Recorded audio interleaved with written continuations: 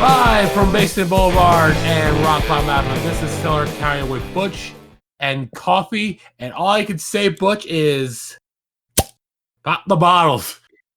The last unbeaten team has fallen. It's fallen. And boy, what a showing. Oh my God. Yes, the Pittsburgh Steelers have lost their first game to the Washington football team 23-17. The NFL really lost this one because this is what you get for pushing back a game too many times. You get this shit. This and something else, but we will get to that other thing in a moment. No one, even I did expect Pittsburgh to lose this game. Well, I thought it'd be close. I thought this was going to be a win. Like if you would have told me at the beginning of the game how this is going to go, I said Pittsburgh would dominate. And for the most part, I thought, okay, they're not dominating as well, but they're getting there. And then can we just give a hand to Washington? It wasn't that Pittsburgh lost that game. Washington outplayed them. That's impressive, actually. Not just Washington itself, but Alex Smith, baby. Oh my God, he had a game. He had a great game. I was really surprised by his performance. I was astonished that they came back from 14 points down to ultimately surprise the Steelers at home with a realistic shot. It looked like they had come up golden in terms of wrapping up the season being perfect. No other team, with the exception of maybe the Browns, had a legit chance of dethroning the perfect season.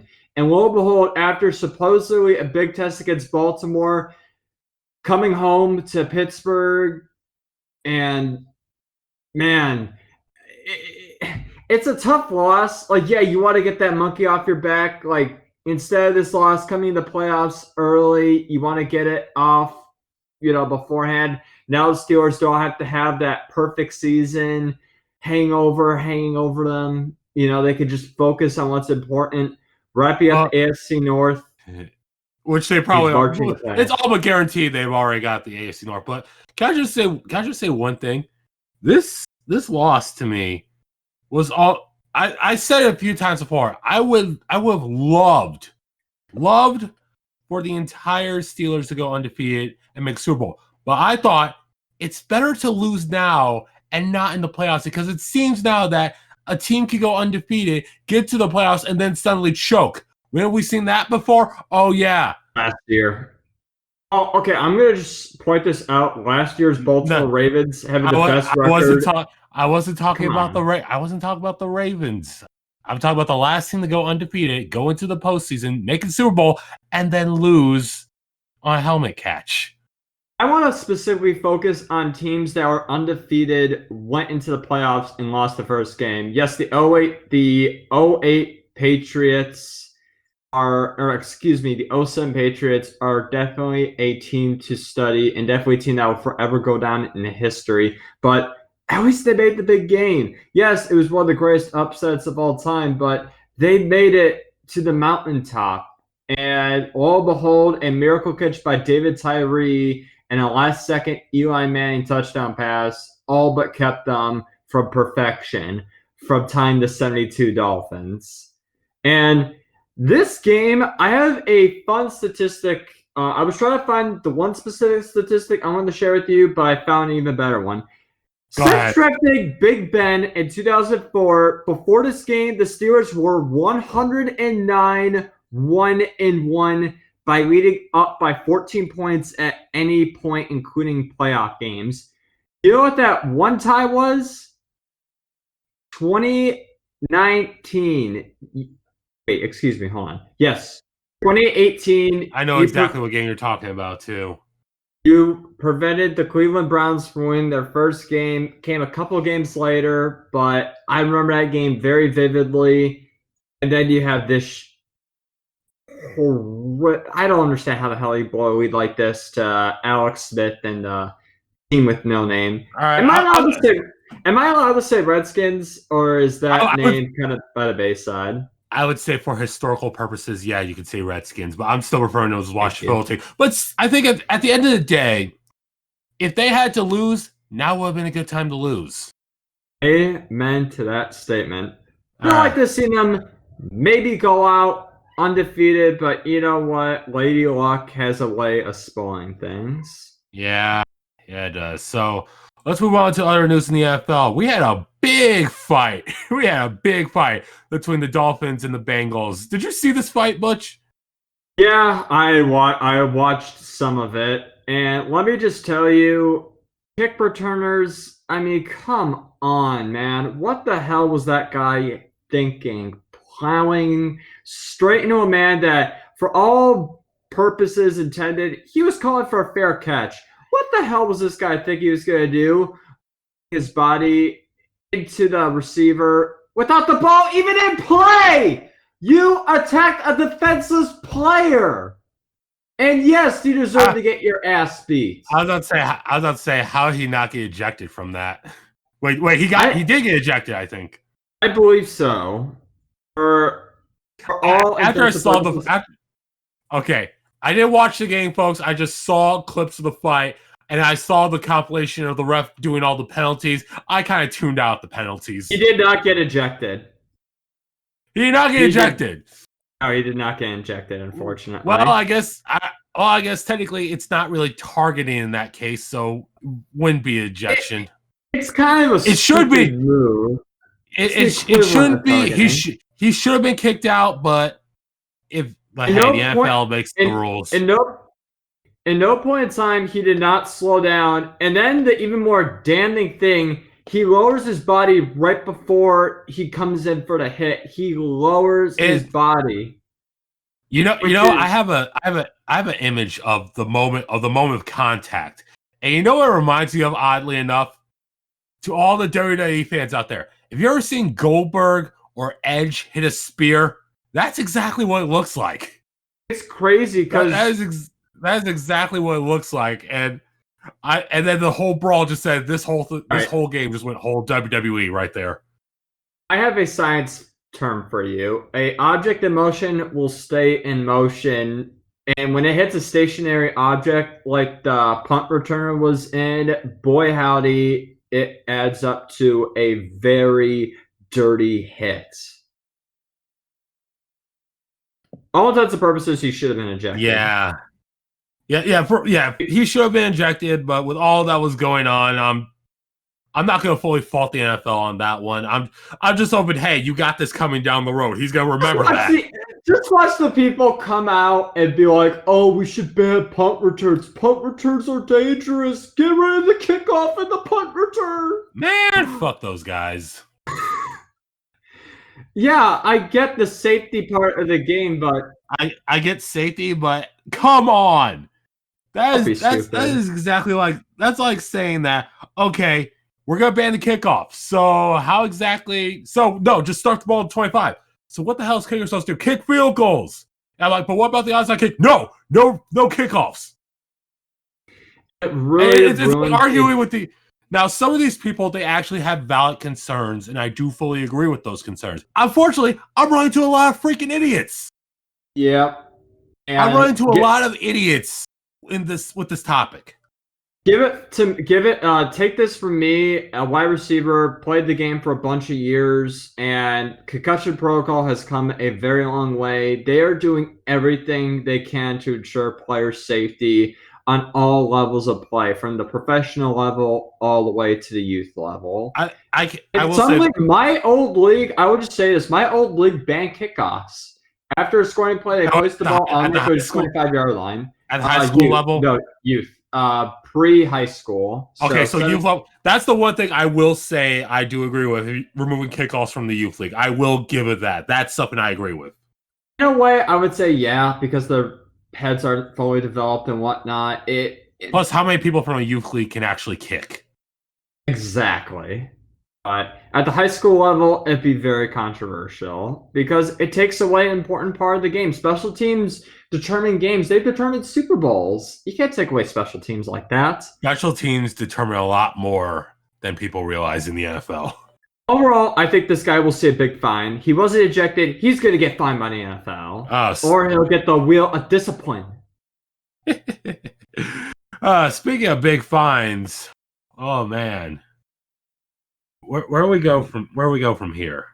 How about a example of obvious tanking with the New York football team, the New York Jets? That was you know what? I will say this. I would personally love to see the Jets go 0-16. But for that game, I was pulling for them. I was pulling for them because I thought you guys are gonna win. Don't F this up. As of the time of this recording, MGM is now favoring the Jets to go 0-16. The most likely outcome for the season. What's the money line on that? What's the money line on that? I have to double check the money line, but I will say this right now: the rest of the teams they're playing all have winning records.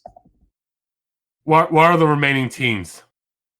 Look up the schedule real quick. What are the remaining teams? I will just say this right now. I mean, it was an obvious form of taking. You got the Seahawks. You got the Rams. That's the Rams. Okay, the Rams.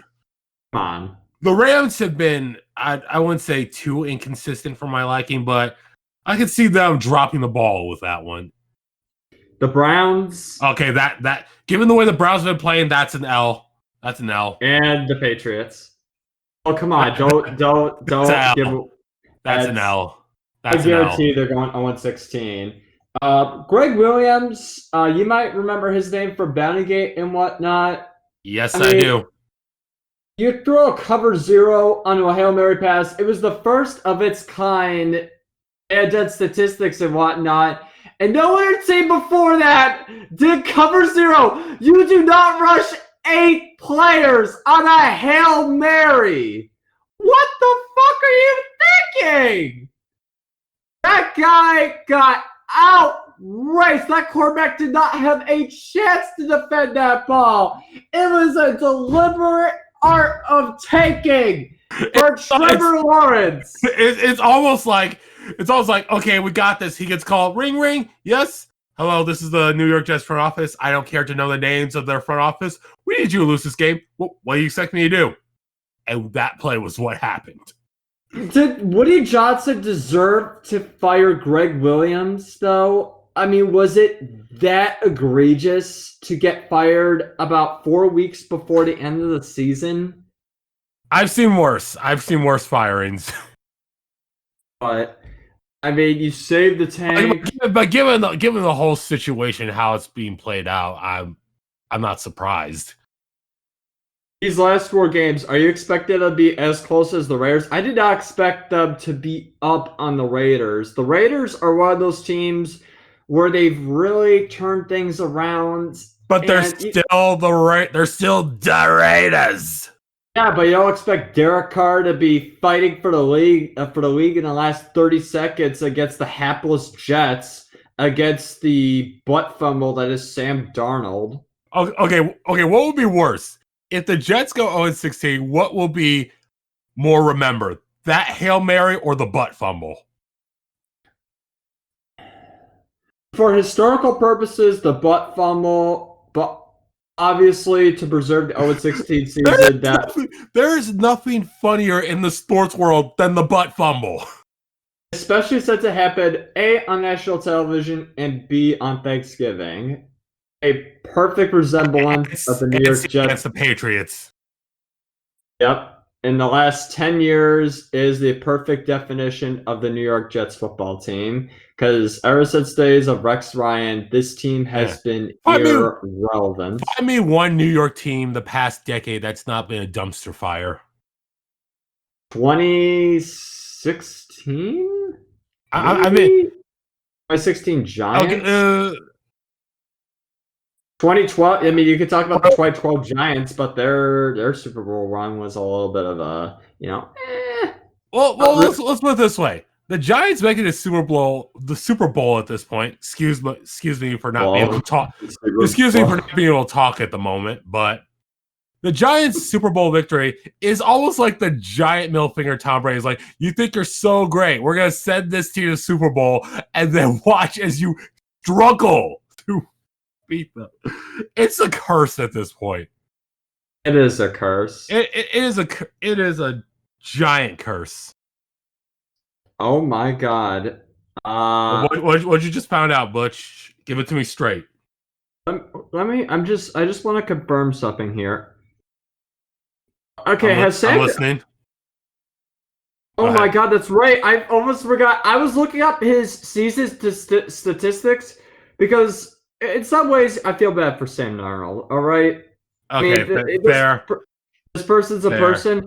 He's only had 5 touchdowns the whole season, and then I forgot Joe Flacco started a couple of games. Joe Flacco, if I'm correct, he almost won one of those games. He came really close. Thank you for reminding me that Joe. Thank you for reminding me that Joe Flacco still exists. I would have never realized. I would have completely forgot about him. I'm not saying an irrelevant quarterback, but one of the more shocking quarterbacks to win a Super Bowl was Joe Flacco. Because people will question whether or not he's still in the league, and I legitimately after he left Baltimore, I completely forgot he existed. I almost forgot he still played. He's like one of those wash-ups that ended up on a relevant team like this. Just like the good old running back from Pittsburgh. You know the one that wanted to make rap albums instead of play for the Steelers. And now for some reason he's on a Super Bowl winning team! Oh, Le'Veon. Oh, the trajectory. You know what it reminds me of? That technically speaking, if the season plays out how I think it's going to be, Antonio Brown's going to be in the playoffs. Don't say that. Don't you dare. He's going to be in the playoffs. That's if he's still on the Bucks because... No, to my knowledge, he's still there. You know what? Don't quote me on this, folks. I'm looking at right now if he's still on the Bucks. The only way you have him in the league right now is if you keep him locked away and only bring him out on Sundays, and you reward him for his quote-unquote good behavior. Speaking of good behavior, speaking of another team that is in the god-awful NFC East, the other New York football team, the New York Giants. The New York Giants. When we were talking about who was the worst team, the Jets or the Giants, you said Giants, I say Jets. Well, surprise, Butch. The Giants are now playoff contenders. Amongst the team with no name, they're both tied for the division lead. And the 2 bottom teams, the Philadelphia Eagles and the Dallas Cowboys, are likely to miss the playoffs. A team led by Carson Wentz and the formerly aforementioned Dak Prescott. Boy, this feels 2020. And especially with losing records, it feels even more cringeworthy. Daniel Jones might actually I would say this is more of an insult and more of an insult to the current playoff structure in the NFL. What does this mean for Joe Judge? Because Dave Gettleman's time in New York has pretty much run out. Everyone's saying give Joe Judge another chance. He is doing so well with this team. I would not say 5-7 as well, even in a mediocre division like the NFC East. Well, I will say this. If he can make it to the playoffs, he's guaranteed another year. Oh, God. He's guaranteed. Does that mean Daniel Jones' job is saved as well? Well, or is that to be seen? Well, I know when it comes to the NFL, you make the playoffs, you're already out of the bottom 16 you're already out of the top 16 in the draft unless they trade for it. So you're saying they're stuck with Daniel Jones for a time being? Daniel Jones may be the quarterback for 2021, folks. Get this! You lost the Seattle Seahawks with a potential MVP in Russell Wilson. Lost the Colt fucking McCoy. His real name being obvious, Dan McCoy. Colt McCoy sounds like a gunslinging quarterback. Dan McCoy sounds like a guy that sells you used mufflers at an auto shop. Colt McCoy sounds like if you were going to make a football movie, That's the guy you want as the quarterback. Exactly. This man has not done pretty much nothing since he was. Oh God, has he done anything? He's 34. He was drafted by Cleveland 10 years ago. 10 years ago. And he's been jumping all over the league. For the last 5 years before this year, he was on the team with no name. Okay. He was drafted at round 3 in 2010. So, yeah, he didn't really have that much. He really didn't have that big of shoes to fill. No. And he was a good quarterback at Texas. I'm not going to take that away from him, but did I still expect it to be relevant and in the league in 2020? No. Do you expect Colt McCoy to come in and beat the Seattle Seahawks and an MVP talented quarterback and Russell Wilson? That's the more shocking part about this game. This game wasn't won by Sam Darnold. This game was won by their backup quarterback and Colt motherfucking McCoy. Well, given recent history in NFL, we've seen a lot of backup quarterbacks do amazing things. Oh, remind me. Oh, I'm going to remind you because that was one of the best freaking Super Bowls I've ever seen in my life. Oh my God. I'm referring to a more recent event surrounding a quarterback that was signed for an emergency purpose, and then him coming in and leading a historic shutout of a certain team we will not talk about, folks. Yeah, you are right about that. Now, who do we see on top of this division when the dust settles on this aforementioned shit show? That is. I'm going to roll the dice and believe in the magic of Alex Smith. I say the team with no name will continue to carry on the legacy of David versus Goliath. And I really think the Giants have a legit shot. Excuse me. The team with no name has a legit shot of winning this division. At least keep in mind, they got to play the 49ers, they got to play the Seahawks, they got to play the Panthers, they got to play the Eagles. I see 2-3 losses already. And you think this is better compared to the Giants? The Giants have, at the moment, let me see, they have Arizona, Cleveland, Baltimore, and Dallas. Okay, this could go to a tiebreaker. Yeah, it might go to a tiebreaker. If it goes to a tiebreaker, Giants have the lead. Both of these teams, I just realized, both had very impressive wins in the exact same week. So maybe NFC East gets a little bit of a bye this week, but it's still a disgrace. I will say this. If the New York Giants or the Washington football team make it to 8-8, I will give them a cookie. I will toast a drink to them. I will raise my glass to them and say, okay, you know what? You turned your season around. Good job. They're about 2 games away from the ceiling I set for the Eagles with the tie, of course. So that would have been 6-9-1 was the ceiling I originally set for this team, for this division, to have a team win it all. So we're now looking at 8-8 potentially. That is absurd. That is a turnaround. I can't believe we're even talking about that at this point in time. That just blows my mind.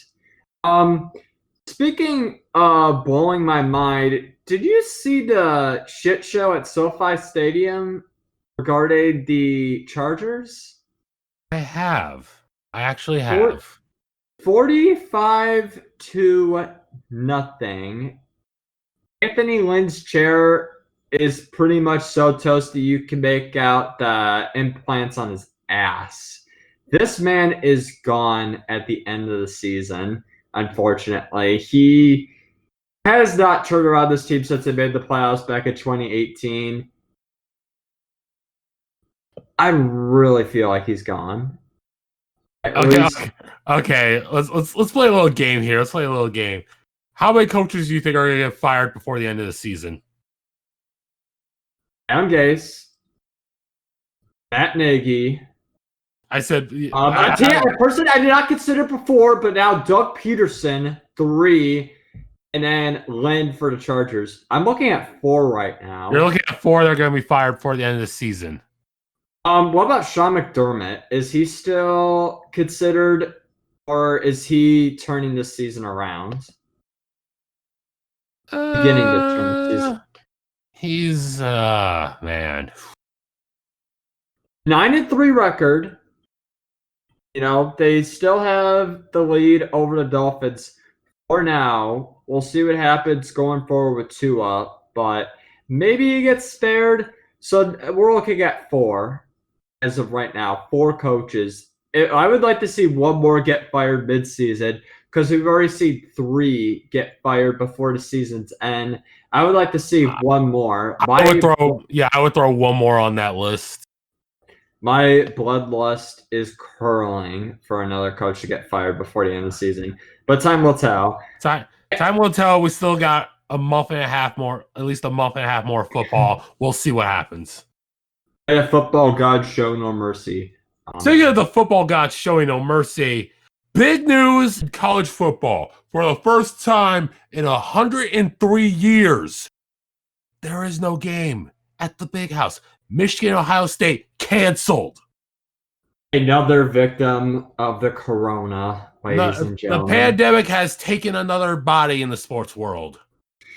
What you pretty much saved us from was our annual ass beam from Ohio State. But being 2020, maybe we would have pulled it off. Maybe this would have been the year we beat Ohio State finally. Stranger things have happened. Indiana is now a threat. You say that now, but right now the college football playoff would like to, in an aforementioned way. Speaking of the college football playoff, I have a few questions about it. So the top 4 teams, the newest ranking was released tonight, and Ohio State rounds out number 4. Now you might ask, why is this controversial? Ohio State, with this game being canceled, they're still 1 game short of being able to qualify for said playoff. So the talks are on, and an interesting development has come up.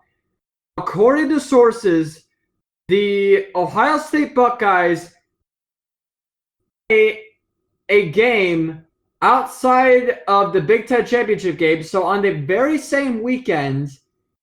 And as of right now, the favorite team to play them is apparently Indiana, a rematch from week 4, if I'm correct, in order to make them bowl eligible and aka eligible for the playoff. My thing would be, if you're going to actually create this abomination, put Indiana, the best team in the East, the team that has not had to miss a game this season, put them in Indy, and have Ohio State play a good quality opponent in Iowa. If you're going to actually try to make them playoff eligible. Otherwise than that, you're going to have some bullshit and maybe see another team for the SEC join, or you might see a team hop over Ohio State and Texas A&M for the playoff. Because how we're looking at this right now, we're going to see not 1 but 2 conferences, potentially 3, depending on circumstances, get screwed over because Notre Dame, an independent, is currently sitting at number 3. All right. Here's my first question about this whole current situation with the playoffs. First issue. Look at Alabama. They're undefeated, 9-0. Notre Dame, 10-0. Clemson, 9-1. Ohio State's only played 5 games, and yet somehow they're number 4 in the country to get in this playoff. Because Ohio State has already had to miss 1 game. Yeah, that's the thing. They missed a game. And now 2. And now between 2 games. And there's a strong possibility they're not going to play in the Big Ten Championship. How are they still considered to be a top team in the playoffs when you're missing Texas A&M, Florida, Iowa State? Cincinnati's 8-0. It is a big black hole that was created with the replacement of the BCS system, because now you have one conference always getting screwed over, and in some years too. This year, we might see 3 with, of course, Notre Dame getting in. I can't believe we're actually talking. That's question 2. In the state with this whole pandemic, and of course, you knew games were going to get canceled. Why not, just for a brief moment, expand it? I'm thinking like, okay, my situation is I think do it like the NFL conference playoff. Just have 6 teams. 3 and 6 play each other. 3 and 6 play each other. 4 and 5 play each other, and then those 2 go on to face the top 2 seeds. And then just do the play. And then just do the regular playoff. This would be an awesome reality, but unfortunately, we're not there. And you got to remember the Big Ten and the Pac-10 were 2 conferences that initially sat out thinking everyone was going to follow in their footsteps. And guess what? That didn't happen. Other teams played. The Big Ten obviously put in the mandate of if a game cannot be played, we are not going to postpone it. We are going to outright cancel it. This is a punishment the Big Ten gets. And in a way, I hate to say this, they're going to be rewarded with this. Ohio State is probably going to get in as long as they make up a game next week instead of playing Indianapolis for the Big Ten championship. It is a realistic possibility, and unfortunately, it leaves a very sour taste in my mouth. Not as much as a sour taste if this was, say, an SEC team like Alabama getting in over a conference champion, but I mean, god damn, you're really gonna go there. Like that whole playoff was still one of the saltiest ones because Alabama, as much as Alabama gets all the praise and glory, that year they did not deserve to be in there. But guess what? Someone apparently was drinking the Kool-Aid and said, we got to put Alabama in there because no one will watch it. And guess what? People did watch it. They watched Alabama walk over and get another championship. You rewarded a team for not performing to the best of their abilities by giving them a championship opportunity. And God bless Alabama for taking advantage of that. But you and I know you didn't deserve to be in that playoff. That's all I'm going to say. We're talking about Nick Saban and the Golden Child. There is a standard, a narrative that must be met, and Alabama met that narrative that year despite not being quote-unquote eligible by not having a conference championship under their belt. I will agree with you. It was a screw job for the NCAA to even put Alabama in that position. At this point, my main requirement for all college football playoffs this year being out of the question, just from now on, you have to at least be in your college championship. You have to win it. I agree with that statement. If not, at the very least, if you don't win it, let's go back. Alabama was in. They lost their championship. What's the other SEC team that was in there that year? LSU? Was it LSU? Hold on, let me double check. Stand by for a second. Enjoy this music. And we have a reason for this. We have a reason for this. Hold on, let me double check here. Or what year was it? Wait a second. What year are we referring to? Because I'm trying to find it right now. Yeah. Georgia. That was it. Georgia. It was Georgia, Alabama. It was an SEC. I was waiting for you to get there because you know exactly. Do you remember? Okay, you guys never heard this, but years ago, the day after that game came on, and we had Tua have his first speech, and I called Butch, and he said, "Did you see the game?" Yes, and he said yes. And then I laid onto him a 20-minute rant about how not only did Alabama not deserve it, but as much as Tua is a good quarterback, that whole speech he gave at the end of the game came off as the most arrogant speech I've ever heard in my life. And I'm like, wow, I know you were the backup and you came in and won the game, but you sound like the biggest dick right now. Oh my god. Oh man, how did I forget? I forgot. I was waiting so long for you to get to that relation because I wasn't gonna say it. I was waiting for you to get there. I'm glad you did because man, that was against Justin Fields. Wasn't he the receiving quarterback for the. Oh man, dude, no, this is tough. God damn, it was. This scenario should have never happened. The scenario should never happen. The point is, the college football playoff is still not perfect. It's still not perfect. It needs to be worked on, or otherwise. And today's rankings are proof that hey, you still need work. All right, Butch. What else has happened in the sports world this week? Because I have one thing. I want to talk about this that happened over the past week and a half, and all I can say is that this has been crazy. But do you have anything you want to say first? Let's get to your thing first, because I have one more thing I'd like to add. All right, so Formula One was in Bahrain last week. Okay, last week, Formula One was in Bahrain. First things first, did you see the crash that happened to Roman Grosjean? I'm hoping I'm saying that right. Again, can't talk tonight. Yes. You saw the crash. Mm-hmm. Holy crap. That was the scariest moment I ever saw, because I saw that crash. I thought, someone just died in F1. And I see him getting out. I'm like, thank God for the halo. Yep.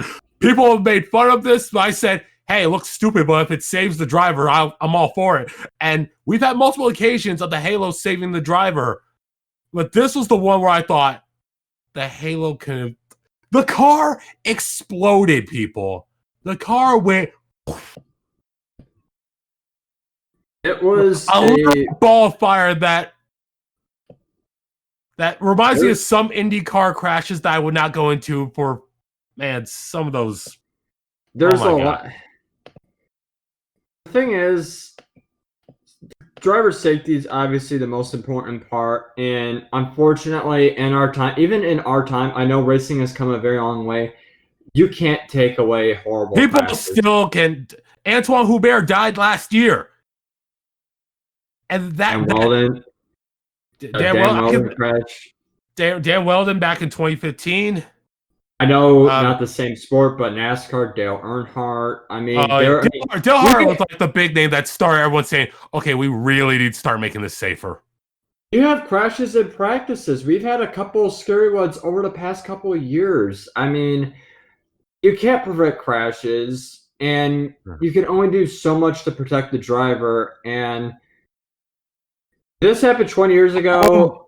I'm sorry. Oh my God. How did I forget about Jules Blanchie and his accident at the Japanese Grand Prix? How did I forget about that one? I didn't want to mention that one, but I mean, goddamn, dude, there's just. Well, I was scared. I was scared for him. Thankfully, he came out fine. He burned his hands.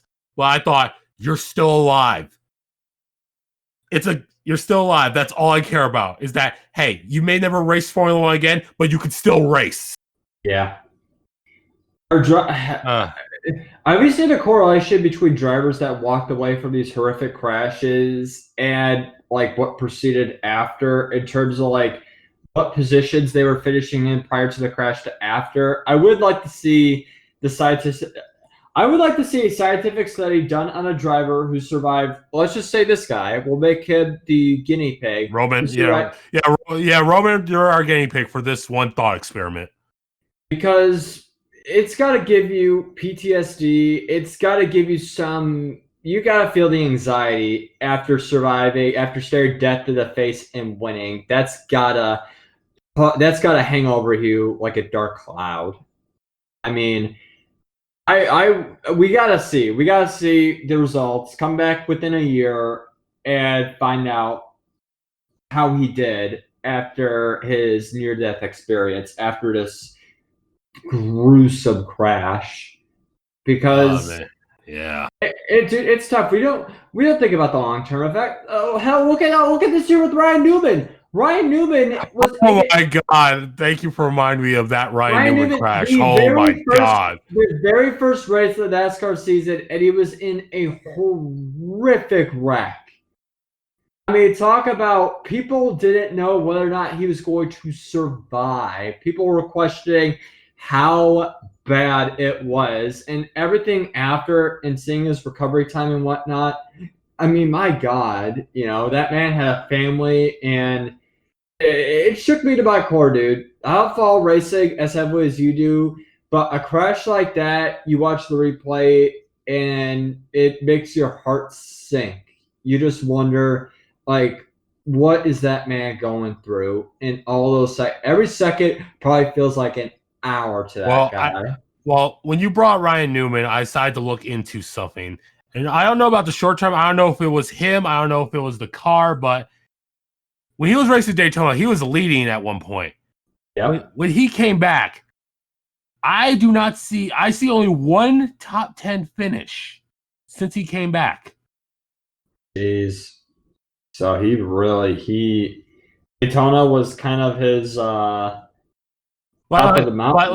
would say that's also due to the fact that the season was condensed, so I can also attribute that. We'll see next year, Billy, but that was one crash where I thought, oh man, that was it. And here's more news from F1.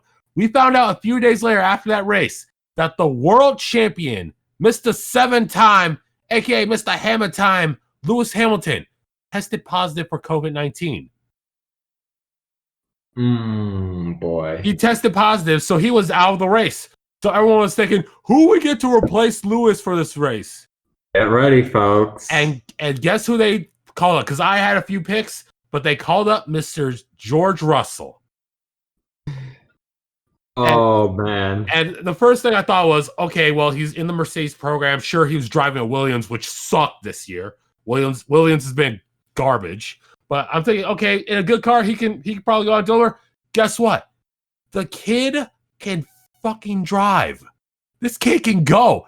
He made Bottas, who is my favorite driver on the grid, he made him look like a fool. This guy was going on. He was so close to winning this race. But then, disaster struck. Mercedes, in a rare show of incompetence, botched a double stack pit stop. Now here's what happened with the double stack pit stop, folks. In Formula 1, these pit stops go like 2 seconds. But if you double stack it, there's obviously a car behind you that probably has to stop before you get there. Now, Mercedes has pulled this off before, where they brought Lewis in, changed his tires. Lewis takes off, and in that same second, Bottas comes in. They change his tires, and he's off.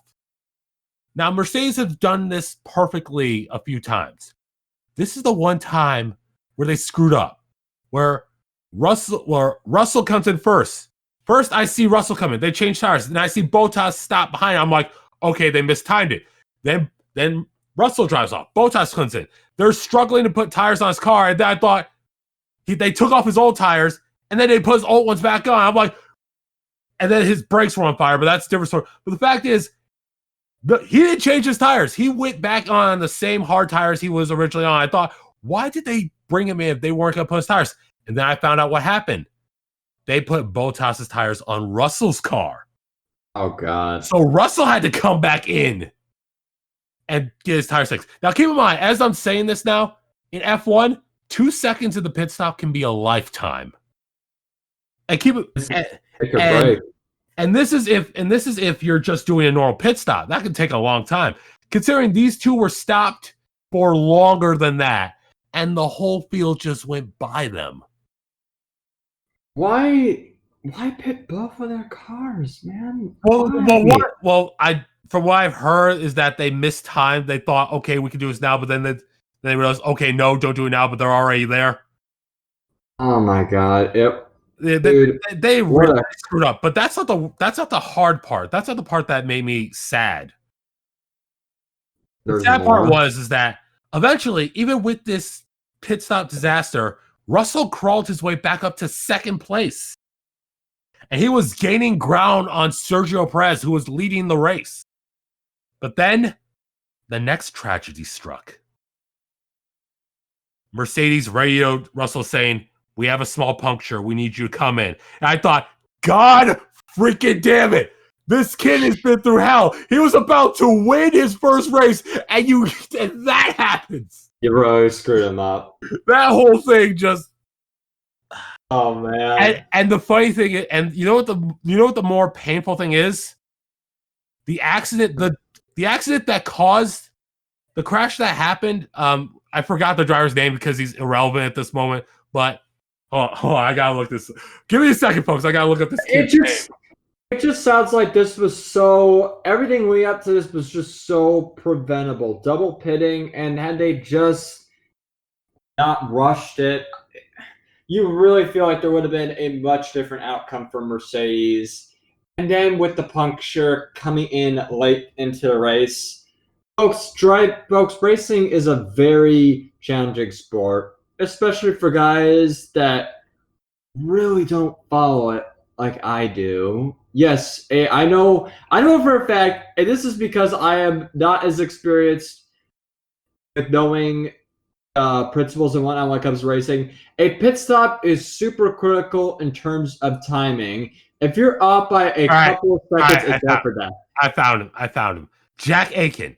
Jack Aiken was brought in to since Russell got caught at Mercedes, they needed to find a guy to replace him in his car, so they called up Jack Aiken.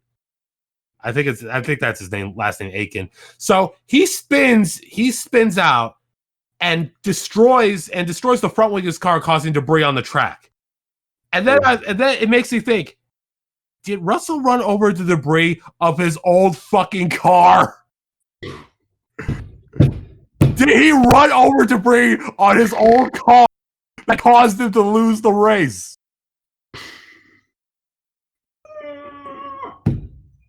I was almost like, this could have been the ultimate Cinderella story, but technically that's where the good news came in. Well, it got good, and then I realized the bad part. Here's the good news to me. Sergio Perez won his first race. He won his first race in God knows how many races. I think 190 plus races he's been at F1. That's a dry streak. Yeah, 194. 190 races in F1. And this is his first win. All I can say is that if there was ever a guy outside Nico Hulkenberg that deserved to win more, it's this guy. So I would cheer. I was like, congratulations. Holy shit. It's good you actually won a race. Congrats. You are the first Mexican-born driver in a long time to win a Grand Prix. Hey! Congratulations. I wanted to say something, but not the time for it. All I will say is he deserved it. You did it. And not only did you win, you did it in a racing point. Congratulations. Way to go, man. Way to go. 190. Here's the other thing that made me realize, okay, it's not as ideal. Because I realized, guess who else is on the podium? Esteban Ocon and Lance Stroll. And I thought, oh, shit, here we go. Okay, for those of you who don't know anything about Lance Stroll, his father is Lawrence Stroll, the owner of Racing Point, who bought the team just so his son could have a seat to race in F1. Unfortunately, that's racing for you, but that was just almost like, great, now we're never going to hear about from the end of it from his daddy about how great Lance Stroll is and how great it is that Racing Point is such a good team. You're going to be Aston Martin next year. And I say Aston because you guys, compared to probably Mercedes, because obviously, Red Bull because it's Red Bull, you guys are literally going to be ass. Probably. Realistically speaking, you're kind of hitting a nail on the head. All right. But and Esteban Ocon, that's another story for another day. But hey, congratulations. Congratulations, all three of you. You made the podium this year in a crazy race, in a crazy year. A crazy year that we saw Pierre Gasly also win at Monza. So, hey, you take the good with the bad. But rest assured, if there's one thing I could say, George Russell, you will get your time. There will come a time. You are a world champion in the future. I could see you being a world champion. Your time will come. Your time will come. The lights are shining bright for Mercedes. Lights are shining bright for Mercedes, and it just proves that their junior program has talent. There is talent. All right. With that said, is there anything else you would like to add for tonight? I guess outside of anything else in F1, nope. That's all I got. I just want to say one thing. I'll try and make this as quick as possible. And this happened less than 2-3 hours ago. Wide receiver Des Bryant announced he had COVID minutes before the anticipated matchup, Tuesday Night Football, between the Dallas Cowboys and the Baltimore Ravens. And then, if this isn't 2020 enough, he comes out and tweets, "All right, I'm out. I've had enough of this shit." You gotta be fucking kidding me. That actually happened? That really happened? Yeah, that really happened. Hold on, I'm Googling this, folks. I'm gonna see if this actually happened. He actually tweeted, for his first tweet was, "Tell me why they pulled me from warming up so I could get tested. I tested positive for COVID." Minutes later, the Ravens tweeted that Bryant was out due to an illness. And then... oh my God, you gotta be free. Oh my God, this actually did happen. Oh my... I mean, are you surprised? God. I am that this is a possibility. The Ravens are just a disaster now. This is like, if I didn't think this whole outbreak couldn't be any worse for the Ravens, it gets worse. Now, let's keep in mind he just only tested positive. And I know some people are saying it could be a false positive. Yeah, you could be right. But still, the fact that he tested positive and he was out there with everyone else, there is a possibility that other people could be affected now. This whole Ravens outbreak is going to get worse. It could be potentially awful. And this could be the thing that shuts down the NFL season. Potentially. I wouldn't call it on terms of Rudy Gobert stupid, but... No. I would say Rudy Gobert stupid because he didn't make a joke about it and then touch all the mics. He should. As far as I'm concerned, Rudy Gobert still has a job and is still on a team in the NBA. How I don't know, but that's 2020. He is the first Ravens player to have tested positive in a week. It has been a while. But is there going to be more tests? There's going to be more positives tomorrow, I bet. I pretty much feel like that's coming. And then he proceeds to tweet out, "Yeah, I'm going to go ahead and call it a quit for us this season. I can't deal with this. Thank you." Minutes after he found out he tested positive, he just throws his arms up in the air. He's like, "I'm out. Screw this." And I also see on his Twitter, "I'm about to drink some wine and cope." And then he tweets out, "Since I tested positive for COVID before the game, do the game stop or go on?" Oh my Lord. Oh. This has been Cellar County, folks. The episode where me and Butch lose our goddamn minds over sports. Stay safe out there, y'all. Don't be like Des. Don't be like Des. If there's only one thing I can say, wear a mask, people. That's why we wear a mask. I'm Coffee. Butch is on the other end. Say goodnight, Butch, and we'll see you guys. Later. Hot stuff.